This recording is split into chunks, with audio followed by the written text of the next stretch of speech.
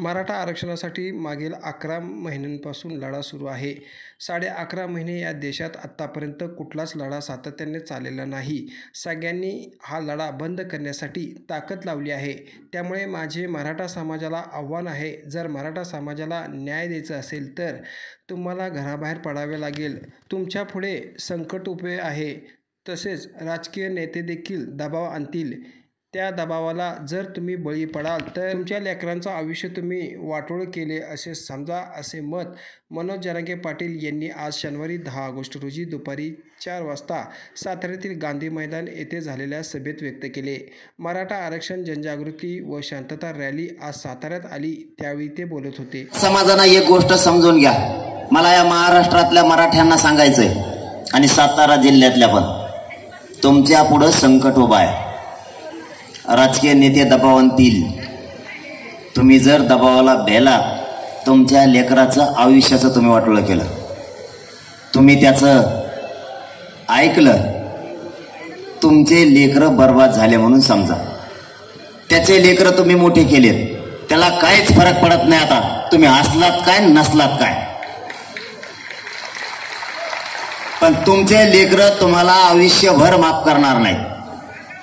मला माझी लढायची पद्धत अशी आहे, 10 लोक असले तरी मी लढतो आणि 10 लाख असले तरी पण लढतो. कारण लोकांनी माझ्याकडून अपेक्षा ठेवल्या. मी ज्यावेळेस चालतो, ज्यावेळेस एखाद्या रस्त्यावरून जातो, मी साताराकरांशी लय महत्वाचा विषय शेअर करतोय, जे मी कुठंच बोललो नसेल हे सांगायला लागलो. की रस्त्यानं चलत असताना मला लेकरं सांगतात, आमचं भविष्य तुमच्या हातावर आहे, तुम्ही मागं हटू नका. मला फक्त तेवढा शब्द मागं सरकू देत नाहीये. या टोळ्या जर आपल्याला मोडायच्या असल्या तर तुम्हाला आणि आम्हाला रस्त्यावर यावं लागणार. कारण हे एकाकी झुंज मी 11.5 महिन्यापासून देतोय. आता या लढ्याला 1 वर्ष 29 ऑगस्टला पूर्ण होईल. हा देशातला सगळ्यात मोठा लढा असणार आहे. 1 वर्ष मराठ्यांचा सातत्यानं लढा चालला आणि तितकेच लाखांना लोक त्याच्यात सहभागी आहेत. ही देशातला सगळ्यात मोठा लढा आहे आणि या लढ्याला यश सुद्धा मिळाले. फक्त सगळ्या सोयरीची अंमलबजावणी राहिली. ती अंमलबजावणी घेतल्याशिवाय मराठ्यांनी मागं हटायचं नाही. यांच्या टोळ्याला मी भेट नाही, तुम्ही काळजी करू नका. छगन भुजबळच्या माध्यमातून एक टोळी, ते तर 15-1 दिवस झाला कुंकड गेला आणि कुंकड नाही, काय करतोय काय नाही.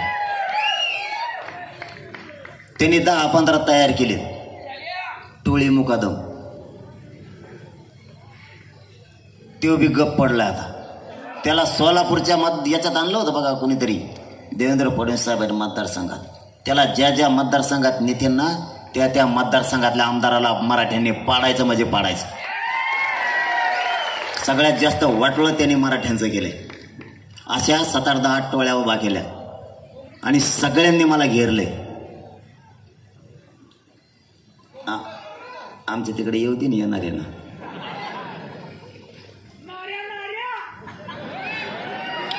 तुमच्यात पाय त्याला हो.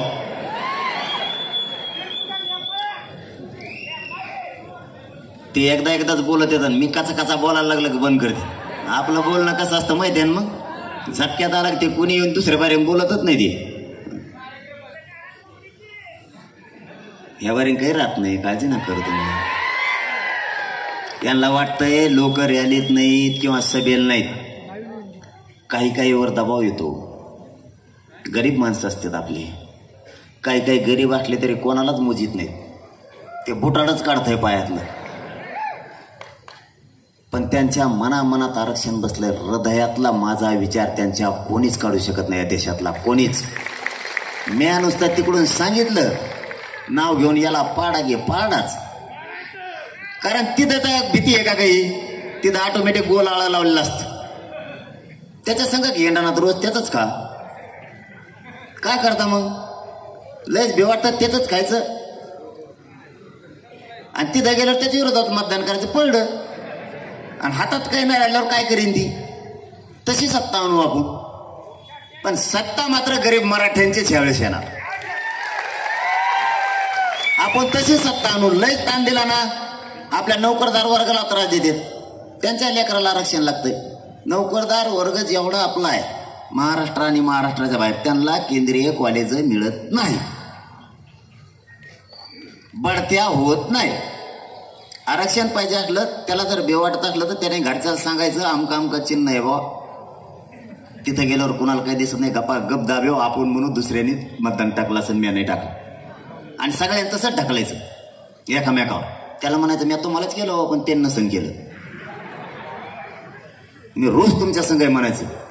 आमच्या बीडकड तिकडं मराठवाड्यात तुमच्या इकडे बी तेच मोजामोजी चालू आहे सध्या. ते नसते म्हणतात मला तुम्ही इतके जण व्यासपीठावर होतात कसं काय पडवर मी ते म्हणला मी केलं तर पण त्यांनी काय माहित केलं नव्हतं. आणि त्यांचंही मराठ्यांशिवाय दखत नाही. आत्ताही आम्हाला दोघाला एकमेकाला गरज लागते. ही का वयाच्या मदतीला हे राहते सागर बंगल्यावर, आम्ही राहतो इथं. अचानक गरज लागली आम्हाला 700-800 रुपयाची तर त्याला 700 रुपये मागता येत नाहीत. तो एवढा मोठा माणूस, त्याच्याकडे जायचं म्हणलं 1,500 पोलिस ओलांडून जावं लागतं. किंवा मराठ्याला जर 500 रुपये लागले तर आम्हाला धनगराला नाही तर मुसलमान नाही तर दलिताला मागायचे. किंवा 12 बलुतेदारांना मुस्लिमांना धनगरांना पैसे लागले तर त्यांनी मराठ्याला मागायचे किंवा मराठ्याने त्यांना मागायचं. आमचं धकतच नाही. चहा प्यायला जरी बसलो तरी आमचं धकत नाही. आम्हाला रोज एकमेकाचे तोंड बघायला लागते. आमच्या सुखादुखात आम्हाला एकमेकाच्या राहावं लागतं. तुमच्या नादी लागून आमचं भागणार नाही. आणि मराठ्यांच्या लक्षात आलं, ओबीसींच्या लक्षात आलं. सगळ्यांचं सध्या एकच म्हणणं आहे, माझ्याकडे लोक येतात ती आणि 29 पर्यंत तुम्हाला सगळे समीकरण जुळलेले दिसते, काळजी करू नका. सातारा राजधानीतून सांगतो मी, सगळ्या जातीची धर्माचे समीकरण जुळलेले दिसते. सगळ्यांचं म्हणणं आहे गोरगरिबांची लाट आली. आणि खरं सांगतो 75 वर्षात असली लाट कधीच नाही आली गरिबाची. श्रीमंताची आली, अमक्या अमक्या पक्षाची आली, तमक्या नेत्याची आली, पण मराठ्यांची लाट, गरिबाची लाट कधीच आलेली नाही. त्यामुळे सगळ्या जातींना वाटतंय गरिबाचं लाट आली तर आता सगळेजण एक व्हा. औ अरे मला कोणाचं म्हणतात काय सांगावं तुम्हाला, कोणाचं हां 8 नाही 23 झाले. 23 मराठ्यांचे, कोणत्या का पक्षाच्या व्हायनात पण मराठ्यांचे 23 झाले, 4 नाही. भांडणं लागत नाही, तुम्ही काळजी करू नका. मी कशाला आहे. अरे तुम्हाला उदाहरण सांगू का साधं. आत्ता सोलापूरला आंबेडकर साहेब होते, ते म्हणले देवेंद्र फडणवीस आणि हे एक आहे मी. मला सांगा इतके आम्ही जवळचे मित्र म्हणल्यावर जर एकामेकाच्या मुखी घेतो म्हणल्यावर इतक्या शा देऊ का एकामेकाला, देतो का. तिथून ते नांदेडलाच गेले फक्त आंबेडकर साहेब. ते म्हणले घेऊ म्हणून शरद पवारचा आहे. तेवढ्या फट्ट्यात काय झालं, लातूरच्या नांदेडच्या तेवढ्याच फट्ट्यात असं काय झालं की मी लगेच भुई झालो. मागं तर म्हणायचे एकनाथ शिंदेचाच माणूस आहे मी, नंतर म्हणले राज ठाकरेचा आहे. त्यांना काहीच नाही सापडलं, म्हणले उद्धव ठाकरे दिसतोय. मग उद्धव ठाकरे नाही सापडला, ते म्हणले बहुतेक काँग्रेसचा हात दिसतो याच्या मागं. अरे यांच्या लक्षातच आहे ना मी माणूस आहे मराठ्यांचा, माझा मालक फक्त मराठा आहे. मग मी जर त्यांचा असतो लोकांच्या गाडीत बसलो असतो का, मला समज काय ना. जर उभा करायचं ठरलं मराठ्यांनी 100% मतदान करायचं. किती राजकीय पक्षांनी पोलिसांनी दबाव आणला तरी मतदानाला जायचं. कारण ते त्या टायमाला पोलिस गावात लावतात, गरीब माणसाला भे वाटतं पोलीस आले की, अजिबात भ्यायचं नाही. हा मतदानाला म्हातारे माणसं सुद्धा उचलून न्यायची. 100% मतदान म्हणजे म्हातारे माणसं एक काम. दुसरं काम 100% मतदान करायचं. तिसरं काम त्या टायमाला हे राजकारणी लोक एखादा बाबा नादीत येत आणि त्याला म्हणते तीर्थयात्रेचा रूट काढ, त्याला ट्रॅव्हल देतात त्या बाबाला. आणि आपल्या गरीबात अशी बातमी पसरीत येत की देवदर्शनाला तीर्थक्षेत्राला चला. आपला समाज आहे भोळा. म्हाताऱ्या माणसाला वाटतं चला वा देवधर्म करून येऊ. ते 50-50 हजार आपलं मतदान भरून नेत तिकडं. तर आपण ठरलेलं आहे पड आपलं सीट. इतके चालबाज लोक आहे ते. त्या टायमाला तीर्थयात्रेला एकाने सुद्धा जायचं नाही. मतदान झालं मग तीर्थयात्रेला जा म्हणा. 5 वर्ष माघारीच येऊ नको म्हणा. सगळे देवच करून ये. तवर हालायचं नाही. बोगस मतदान यांनी 10-20 हजार दुसऱ्या जिल्ह्यातले घातले. ते पुरे बाहेर काढायचे. आणि 5वं काम, फोनचा पूर्ण वापर 3 महिने एकमेकाला जाग करण्यासाठी करायचा. एकमेकाला जागा करायचं. एवढ्या वेळेस मुलासाठी जातीसाठी मतदान कर म्हणायचं.